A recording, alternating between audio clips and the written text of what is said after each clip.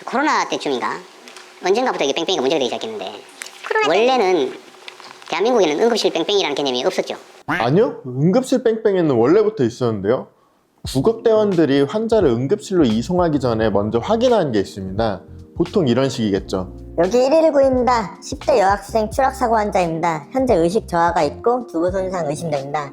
신경외과 수술 가능하신가요? 이때 병원이 수용하기 어렵습니다라고 답한다면 그 이유는 무엇일까요? 결국 돈 때문입니다. 상급 종합병원 생각보다 영업이익이 좋지 않습니다. 우리나라를 대표하는 병원이라고 하면 아무래도 서울대병원이겠죠. 서울대병원 예시로 보겠습니다. 서울대병원 손익계산서 요약자료입니다. 2025년도 자료는 아직 나오지 않았고 서울대병원만 하더라도 24년 결산에서 약 1,100억 적자가 발생했습니다. 물론 24년에 의료계 상황에 영향도 있었겠지만 다른 연도 순이익도 그렇게 높은 편은 아닙니다. 지금의 수가체계에서는 상급 종합병원의 운영이 안정적이라고 보기 어렵습니다. 지금은 응급실 뺑뺑이가 문제지만 이 구조가 계속되면 나중에는 수술실 셧다운 같은 문제들도 나올 수 있습니다. 응급의학과는 메디컬 드라마만 보더라도 적자난다고 눈치 보는 과입니다. 응급 환자를 받는 것 자체가 병원의 경영을 악화시키는 구조입니다.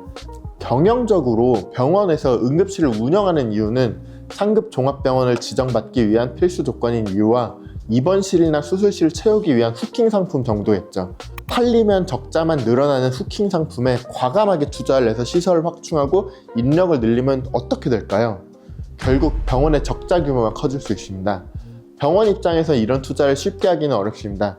그렇다 보면 응급실이 수용할 수 있는 캐파 자체가 작아질 수밖에 없습니다. 수용 여력이 줄어들면 높은 직급에 있으신 분들은 헬기를 타고 서울대병원 응급실로 갈 수 있겠지만 일반적인 사람들은 응급실에 접근하기도 어려운 상황들이 발생할 수 있습니다. 그래서 응급실 뺑뺑이는 지금의 수가 구조에서는 해결하기 어려운 문제입니다. 병원이 적자를 감수하더라도 사람의 목숨을 살리겠다고 나서더라도 또 다른 문제들이 생깁니다. 바로 소송 리스크겠죠. 실제 사례를 보면은 산부인과 분만 중 과다출혈 사건 손해배상 10억 6,180만원, 뇌성마비 신생아 분만 사건 손해배상 12억원, 장폐색 환자 보존적 치료 결정 사건 형사소송 징역 6년 집행유예 2년, 소아심장수술 중 대동맥 캐뉼라 탈락 사건 손해배상 8억, 이런 판결들이 실제로 나오고 있습니다. 현재 응급실 뺑뺑이 문제를 해결하기 위한 입법들이 진행되고 있는데 응급실의 사법 리스크를 그대로 둔 채 입법만 하는 것들은 큰 의미가 없습니다. 왜냐면은 지금 응급의학과를 하려고 하는 사람들이 줄어들기 때문이죠. 2026년 상반기 전공의 모집에서 응급의학과 지원율은 56.3%였습니다. 24년 지원율 79.9%와 비교하면 23.3% 감소한 상황입니다. 응급실 인력 구인도 점점 어려워지고 있습니다. 소송 리스크와 전공의 사직 영향으로 응급실 기피 현상이 퍼지면서 최근 응급실 의사의 연봉은 필드에서 2년 사이 많게는 3배까지 상승했습니다. 인건비가 올라가는 것은 결국 병원 입장에서 응급실 적자가 더 커진다는 뜻이겠죠. 지방 응급실은 이제는 돈을 많이 올려줘도 사람이 없는 상황이 되고 있습니다. 수가 체계는 낮고 배상액은 억 단위로 나오고 있으니 응급의학과 의사를 구하기가 점점 어려워지고 있습니다. 이런 상황에서 문제의 근본적인 해결 없이 처벌만 강화한다면 결국 응급의학과 기피가 응급으로 체계 붕괴로 이어질 가능성이 있습니다. 치료할 사람이 있어야지 치료를 하죠. 응급실 뺑뺑이를 없애기 위해서는 응급의료 체계 전반의 개선이 필요합니다. 경증 환자의 응급실 이용을 억제하고 병원이 응급실을 운영할 수 있는 여건들을 만들어줘야 됩니다. 사법 리스크를 제거를 해준다거나요.